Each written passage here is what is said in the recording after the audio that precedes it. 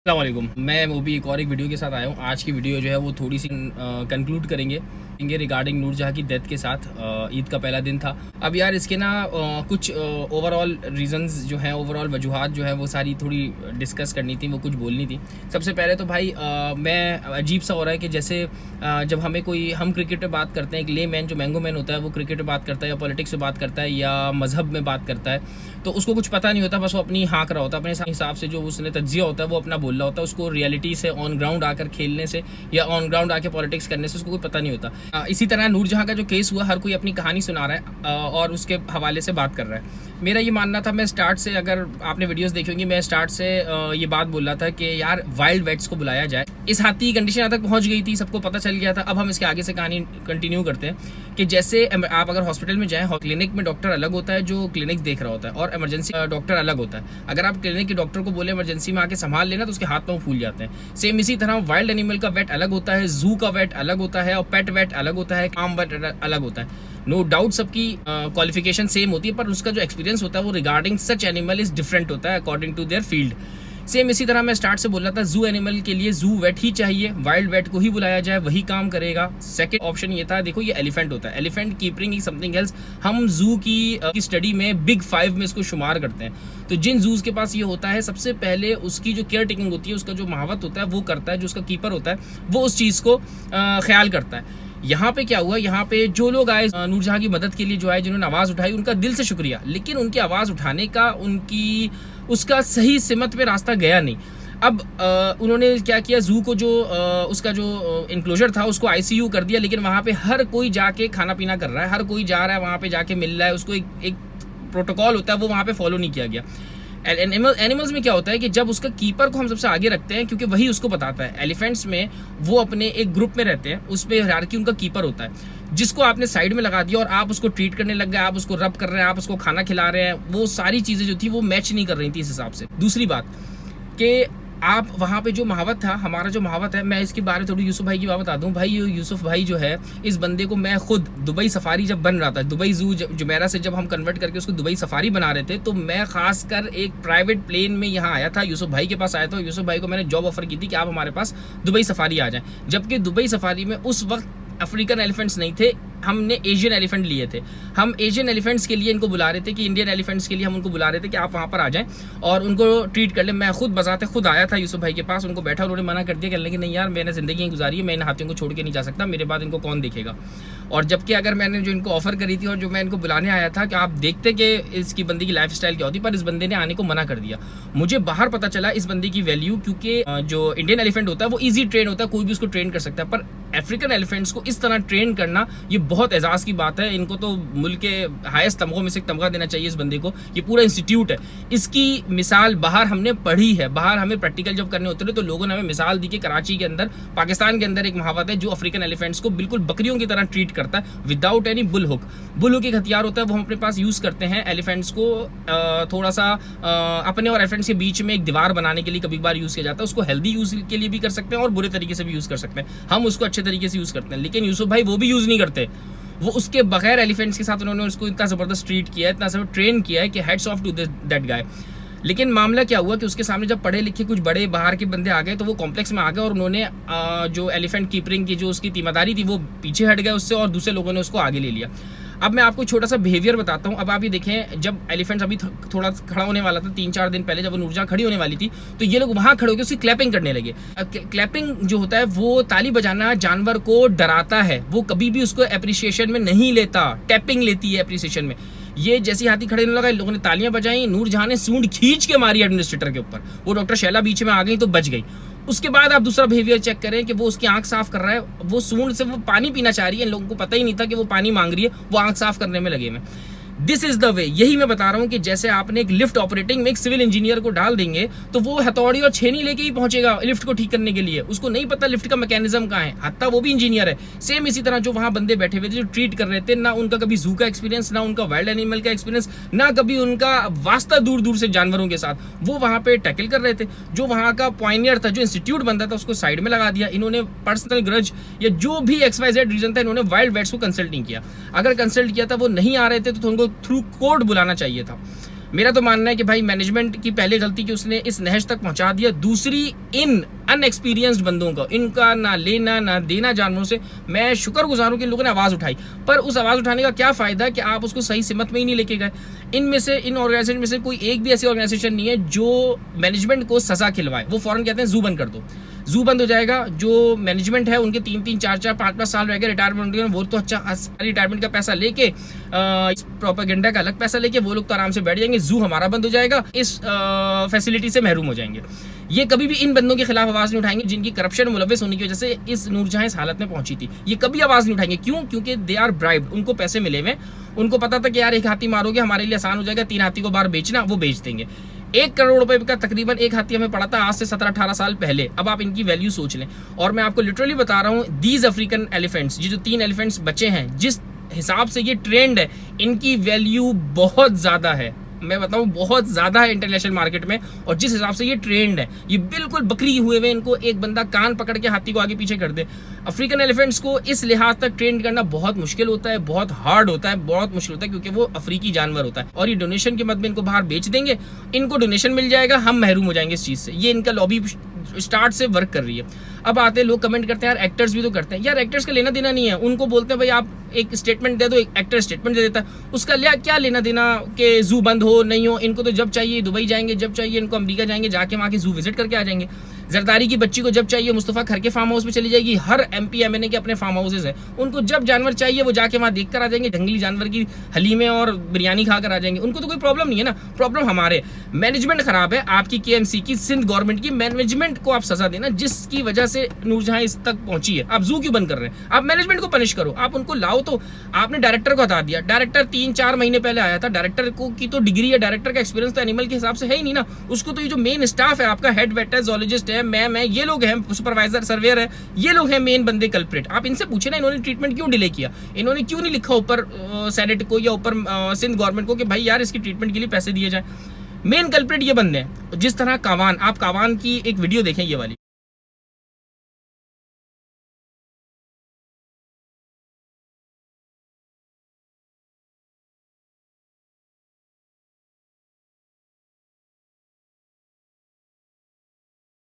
इस वीडियो के अंदर देखें इन्होंने कावान का प्रोपेगेंडा चेक करें जाकर। कावान का प्रोपेगेंडा ये था कि भाई ये मर रहा है, ये हेड बैंगिंग कर रहा है, ये कर रहा है, वो कर रहा है, ये पागल हो गया। उसके कीपर कह रहे हैं हमसे संभाला नहीं जा रहा, ये मार रहा है, इसने इसको जख्मी कर दिया, उसमें जख्मी कर दिया। ये डॉक्टर आमिर खलील, ये 4 दिन हुए, ये गए, ये उसके साथ घूम फिर रहे। और हाथी की आप सेहत देखें, माशाल्लाह माशाल्लाह, हद से ज्यादा एक्स्ट्रा ऑर्डिनरी। उसके पास कुछ वेट्स, पाउंड वेट उसका ओवर हुआ है, और वो उस आदमी के साथ आराम से घूम रहा है। कितने दिन की बॉन्डिंग होगी?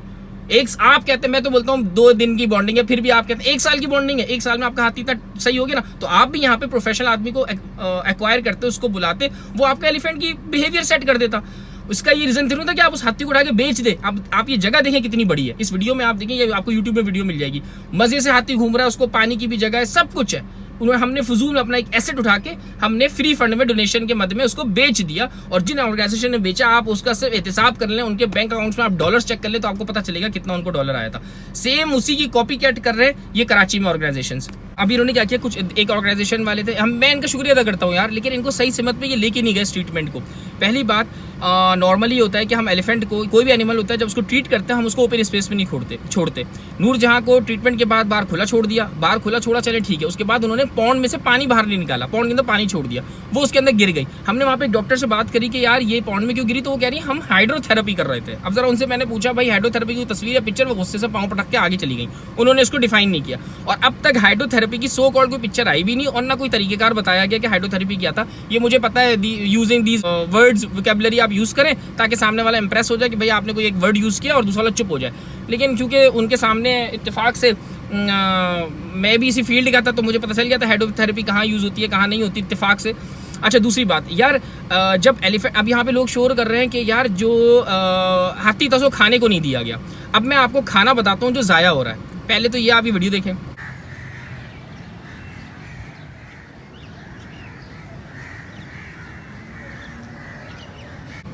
अच्छा, अब ये वीडियो के अंदर मैं पहले सवाल है कि जो भी जू के अंदर, आप ऑर्गेनाइजेशन जो बाहर से आई थी ना, देखिए वो सही सिमत में कभी लेके नहीं जा रही, वो प्रोपेगेंडा कर रहे हैं। जब वो आए थे उनको डाइट शीट देनी चाहिए थी कि एनिमल को आप डाइट क्या दे रहे हैं। एलिफेंट की डाइट के अंदर मकई चारा, हरा कुत्ता मकई जो है, कॉर्न, ग्रीन कॉर्न जो है वो दिया जा रहा है। पहली बात तो उस वेट को ही पूछा जाता है भाई ये तुम दे क्यों रहे हो। दूसरी बात, आप इस वीडियो में देखें ज्वार की फसल पड़ी हुई है, ज्वार की फसल जू में कर क्या रही है, जरा कोई डाइटिशियन या कोई जो वेट वहां पे मौजूद से सवाल तो करो कि भाई ये यहाँ फसल किस जानवर को खिलाई जा रही है, ये हाथियों को खिलाई जा रही है। इन्ना लिल्लाहि व इन्ना इलैहि राजिऊन। हरा चारा जो मकई कुतरा है, जो मकई की हरी फसल है वो हाथियों को खिलाई जा रही है। अब आप सवाल इनसे पूछिए, वो मतलब एनिमल की डाइट की रेड़ पड़ी हुई है, लेकिन किसी वेट ने आके ये नहीं पूछा, और इंटरनेशनल ऑर्गेनाइजेशन के वेट्स की बात कर रहा हूँ, कि उन्होंने ये नहीं बताया कि भाई इस एनिमल को ये डाइट तो दो, आप उसकी डाइट सही दे नहीं रहे और आप कह रहे हैं कि एनिमल सही हो जाएगा। मतलब आप किसी से भी, नॉर्मली मैं पूछ रहा हूँ, आप अफ्रीकन एलिफेंट की किसी भी फैसिलिटी से वहाँ की एलिफेंट की डाइट आप निकलवा लें, बस आपको पता चल जाएगा। और फिर जो हमारे यहाँ दी जा रही है उससे और इसका एहतिसाब कर ले यार। नॉर्मली एक मैसेज करो फेसबुक पे किसी ग्रुप में, यार हाथी की अपनी डाइट दे दो, मेरे पास ये हाथी आपको डाइट मिल जाएगी। इस स्टाफ ने, जो जू का स्टाफ है, इसको इतनी जहमत नहीं हुई कि ये अकॉर्डिंग टू इंटरनेशनल स्टैंडर्ड के मुताबिक इनको डाइट दे देते। आप ये देखें, मैं इसीलिए बोलता हूँ कि वाइल्ड वेट्स को, एनिमल बिहेवियरिस्ट को, जोलॉजिस्ट को इन्वॉल्व करना चाहिए इस चीज़ के अंदर। हाँ, वो जोलॉजिस्ट नहीं जो कराची यूनिवर्सिटी के पढ़े हुए हैं, उनका वास्ता नहीं है, हमें तो वो जोलॉजी पढ़ाई नहीं जाती जो ओरिजिनल काम आती है। यहाँ तो बिल्कुल बेसिक पढ़ाई जाती है, पैरासाइट्स और फंगस के हिसाब से पढ़ाया जाता है। मैं उस जोलॉजिस्ट की बात नहीं कर रहा, मैं सही रियल जोलॉजिस्टों की बात कर रहा हूँ। उनको बुला के इसको करना चाहिए था। ये मेन चीज़ है एनिमल डाइट। आपने उसको ऐसी डाइट प्रोवाइड की है जो उसको जान ही नहीं दे रही थी।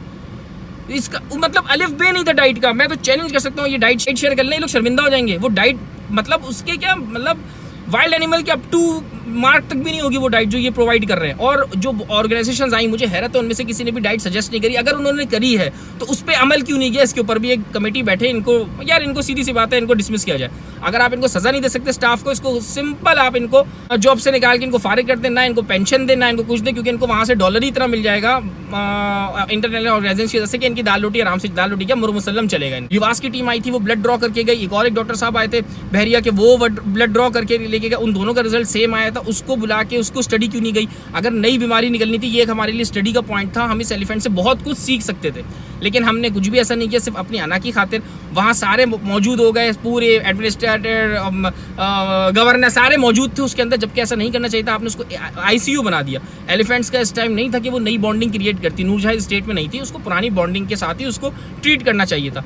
लेकिन माजरत के साथ मैनेजमेंट की जहाँ पे गलती आई, जहाँ उन्होंने जान की हरकत करी, वहीं पे ऑर्गेनाइजेशंस भी, जो वहाँ पे बंदे थे जिन्होंने काम किया, वो भी इसको गलत सिमत में लेके चले गए। वो चाहते तो इसको सही तरीके से हैंडल कर सकते थे, पर उन्होंने अपनी अना की खातिर दूसरे का मशवरा लेना मुनासिब नहीं समझा। ना उन्होंने समझा, वो समझते थे वो अकले कुल हैं, वो रेकी से, वो इंटरनेशनल जितने भी उनको मेथड आते हैं दुआओं से, वो कर सकते थे। भाई दुआओं के साथ दवा की भी ज़रूरत थी, और दवा भी एक्यूरेट जो देनी चाहिए थी, लेकिन ऐसा कुछ भी नहीं हुआ।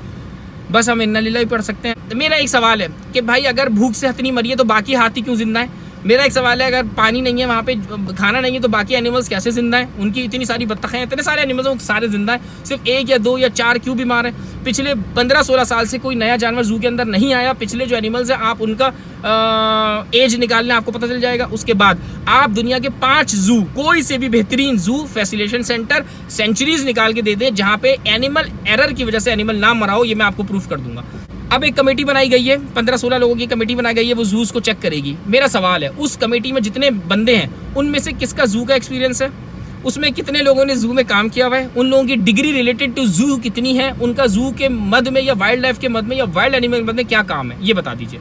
आपने जो बंदे कमेटी बनाई है वो एंटी जू हैं, वो एंटी वाइल्ड लाइफ कीपरिंग हैं, वो एंटी वाइल्ड लाइफ स्टडीज़ के बंदे हैं। वो जाहिर सी बात है सिर्फ पंगे, सिर्फ मुसीबतें, सिर्फ ऑब्जेक्शंस ही निकालेंगे।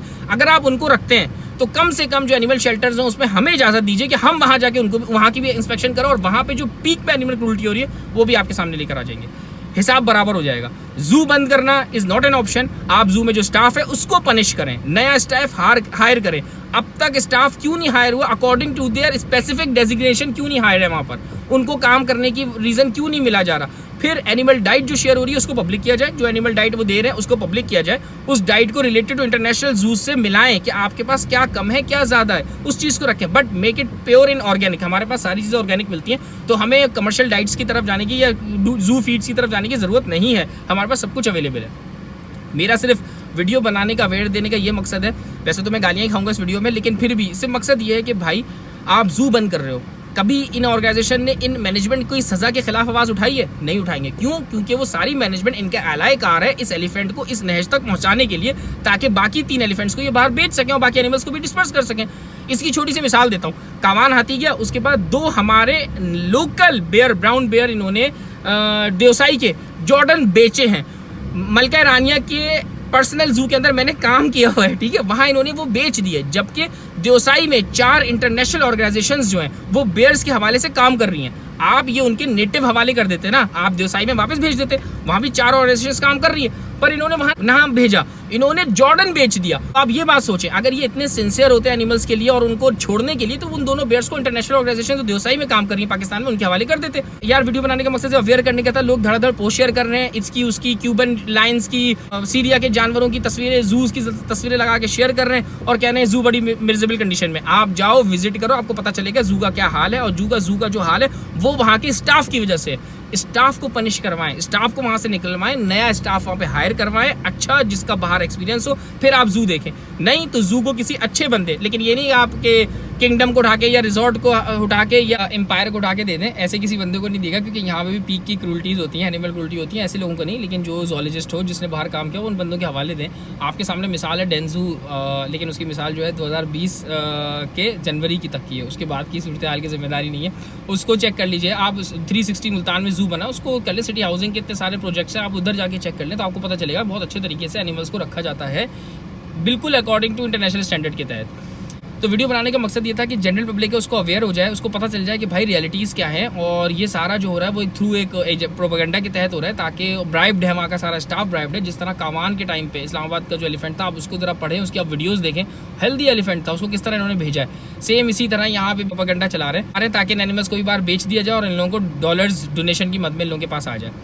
उम्मीद करता हूँ ये वीडियो थोड़ी समझ आई होगी। कोई पॉइंट रह जाएगा तो मैं नीचे जवाब देने के लिए हाजिर हूँ। कोई तनकीद रह जाए, कोई मेरी बात बुरी लगी उसके लिए माजरत। जो लोग वहाँ पे खड़े थे सुबह से शाम, उनका दिल से शुक्रिया अदा, पूरी पाकिस्तान की कौम, पूरे जानवर, पूरे हैवानियत उनका शुक्र अदा करती है। ये अलग बात है कि वो सही सिमत में उनकी तीमारदारी गई नहीं, क्योंकि उनको आता नहीं था, पर वो खड़े रहे, उन्होंने आवाज़ उठाई।